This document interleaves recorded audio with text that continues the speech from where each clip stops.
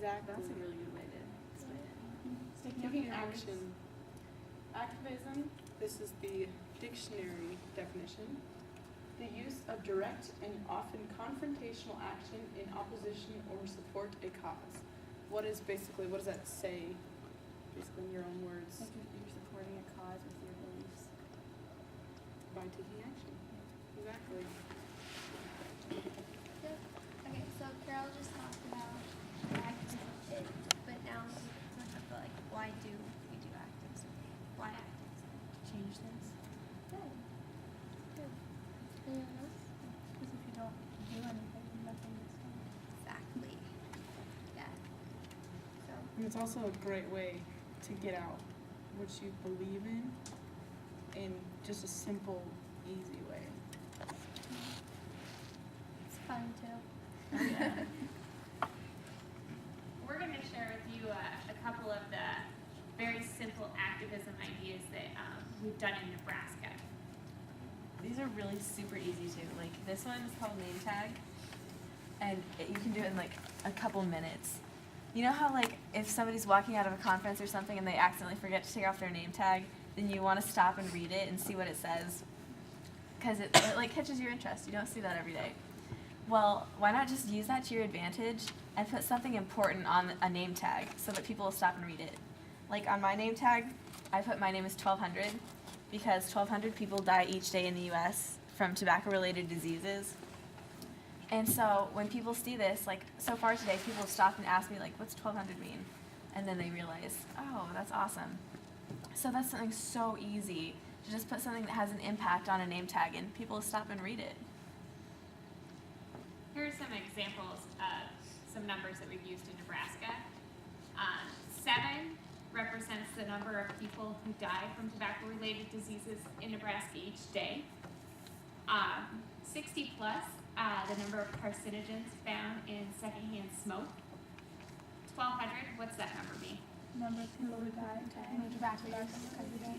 Every day in the U.S. So 1,200 people, like, we're talking about the size of towns and stuff. Think of how fast that would wipe out a whole town. And that happens every day. Does anyone know what 4,000 is? In the world. What? In the world, or no, would be in the And the chemicals and in the Chemicals. Yeah. she just said that. Yep. There are over 4,000 chemicals found in secondhand smoke. And the last one is a really exciting number for Nebraska. And I'll let you guys tell them about it.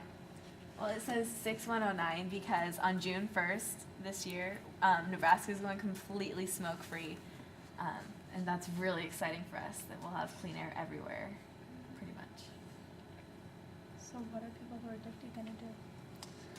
Well, people can still like smoke in their houses and stuff, but in public places, it won't be legal to pollute the air with secondhand smoke anymore. It just seems kind of hard to like totally ban it when people are like trying not to, and they're like, ah. Well, Is it even outside No. places? yeah. Well, I just saw on TV that some places in California, like in apartments, you can't smoke anymore in your own apartment. Wow. Yeah. Well, I think, You know, I to, guess like, if it's find a new home. I guess it owned is by just- someone else. Yeah, just, I like, think that's what it renting is. Mhm. So people in their own homes, even though like they're renting it, but it's still their own home, they can't smoke inside it. They have to go out on the porch. Yeah. Would it also be healthful for the other people that would In the move in apartment. afterwards? Exactly. Yeah, Yeah, neighbors because it of the like apartment. travels through air vents and stuff, so it was a health hazard. That's what I heard. There's such thing as third-hand smoke, and that's that residue that's left over. Yep. Another like activism is like back to the day, and like you take a post-it note and you write down just like a simple like quote or fact or something, and you can like stick it on your locker or like on your friend, like you know. What is And like, because you know how like if you're like walking down like the hallway and on a locker you just saw a random post-it note, like I would stop and read it, you know. But it's just like another way to get the word out there, and it's really simple. It takes like a couple seconds. Stick it somewhere. Okay, also, like, do you guys have Facebook or MySpace Yeah. or something? Like, we use that all the time. So that's a really good opportunity to just, like, use that as activism. Like, what are some things on Facebook or MySpace that you guys use to like send messages, or like, what do you do when you're there? Bulletins. Even event activities. Like, are you going to this event?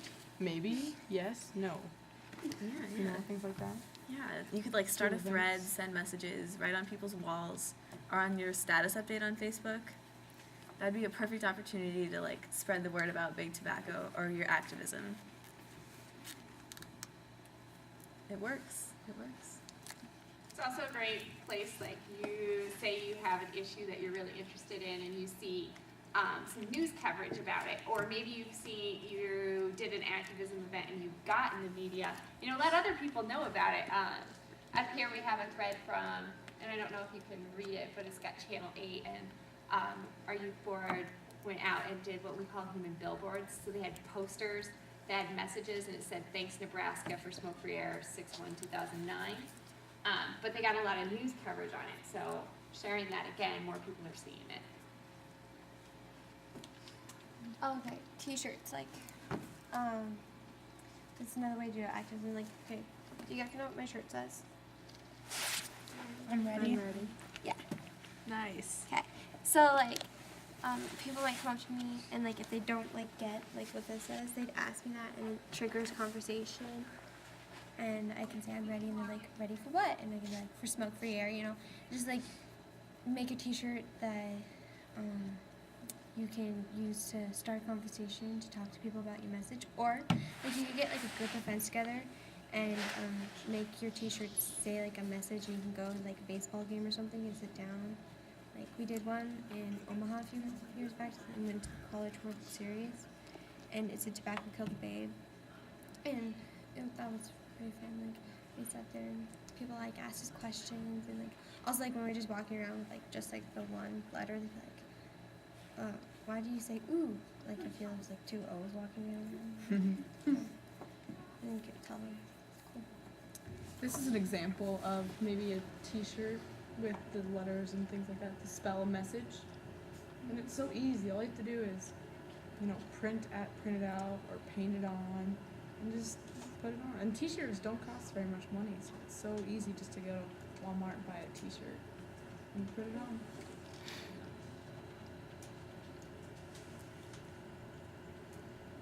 Another way to do activism is table tents, which is so simple. You don't even have to have like a formal thing like this. You could just write a random fact on a piece of paper like I did, and you could fold it to make, well, it would probably work better if it was more triangular. You just make a table tent like that. And you could ask restaurants, you can ask them for permission to make table tents and put them on their table.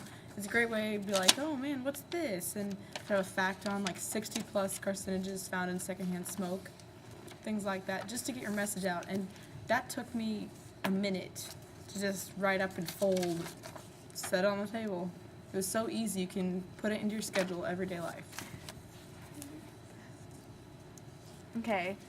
Now we kind of want to talk about like our everyday schedules, like, and kind of figure out what all of us do every day, and then think about what kind of activism we could just slip in there that wouldn't take much time at all. Like, so on a sheet of paper, go ahead and, you know, you can pair up with someone else. We kind of want you to, since we don't have a lot of people in here, we could probably just do pairs and sit down and come up with your schedule. Think about all those things that you do. Like, you get up in the morning, you get dressed, you ride the bus to school, or you go to your locker, you check your Facebook, you're reading a magazine. Anything that you do on a regular basis, write that down in your schedule. Okay? Questions?